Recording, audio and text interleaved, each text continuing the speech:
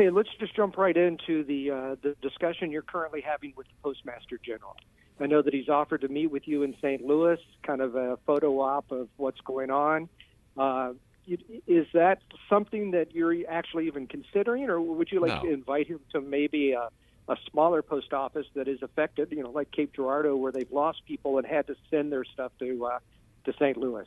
Yeah, that's the right idea, what you just said right there. What he wants is a photo op. He doesn't want to do anything. Roger, I asked him for hundreds of pages of documents about where the mail is going, what their routing system is, what their sorting system is, and also about his bonuses. Let's not forget, this guy is taking bonus money while the mail is going undelivered in Missouri. I asked him about his consulting contracts. He has enough money to hire outside consultants off the books, but yet they can't get the mail delivered in Missouri, and he gave me nothing, zero.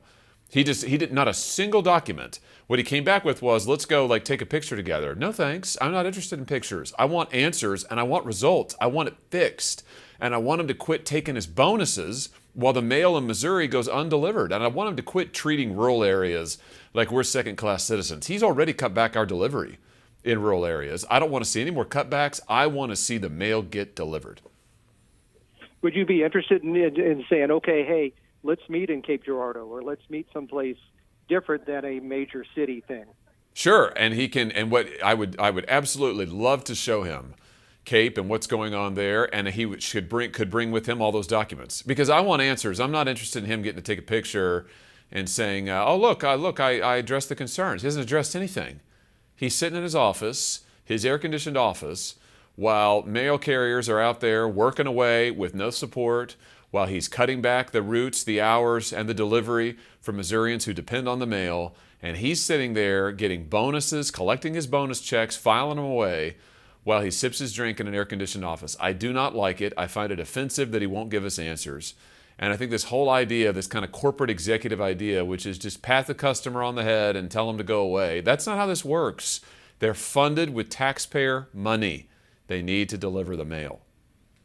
Moving to a different topic now, we thought we were in a way where maybe the Strait of Hormuz was going to open up again. We're going to be able to get fertilizer flowing at a reduced or a lower price to our farmers. Do you see any chance now of getting fertilizer to our farmers who can afford to pay for it in time to really help this year's crops? I'm worried about it. I'll be honest with you. I'm really worried about it. I'm worried about that conflict. I don't like the direction in which it's headed. I'm glad that the president put oil sanctions back on the Iranians. I don't think we ought to be giving them a dime of money. We should certainly never give them American taxpayer money, but we shouldn't allow them to get their hands on money, because all they're doing is using it to blow us up, to blow up ships in the Strait, to fund terrorism. So I'm glad he's cut off their money, but listen, I'm really worried about what's going on. I'm worried about this conflict, the length of it, and I'm worried about the fact that, as you say, the Strait is effectively closed again, because the Iranians are such liars. I mean, you can never make a deal with them. So I'm very concerned. And all I can say is this needs to come to a close. We need to protect America's energy security, and fertilizer is part of that, because it's built from energy components. And we need to be able to get them in this country at a reasonable price. And right now, it is far from reasonable. I don't want to see more farms go out of business, more small farms close and never come back in the state of Missouri. That land gets sold and go out of the family and never be returned. That would be a catastrophe. And I tell you what, the higher gas prices and the higher grocery prices that are going to come as a result of this is going to be really bad also. Final topic here real quick. The Missouri this week has also faced a lot of flooding rains, rescues and stuff, especially in our area. Has there been any requests to your office to ask for federal help coming to areas of the Black River that were affected by the floods this past week?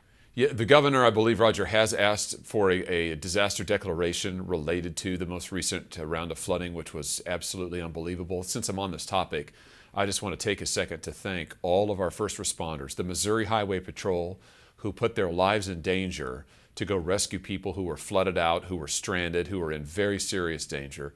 Other first responders, local cops, EMTs, just incredible heroism over the last week, 10 days, as so many people have experienced devastating flooding and everything that comes with it. We have lost a number of lives, which is tragic, and many people have lost their homes, businesses, of course, farmers' land has all been affected. So the answer to your question, Roger, is I believe that the governor, the specific areas geographically you mentioned, I believe, we'll double check on this, I believe the governor has asked for disaster relief. He has to initiate that process. It's got to come from him first. Once he does that, then I will and have signed a letter already supporting his request. So I hope that soon we'll be able to get federal relief.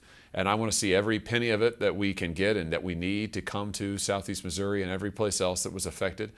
And we want to honor and remember those lives that have been lost and the wonderful first responders who helped so many people.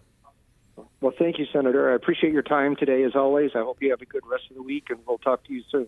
Thank you. Look forward to it. All right. Thank you, sir.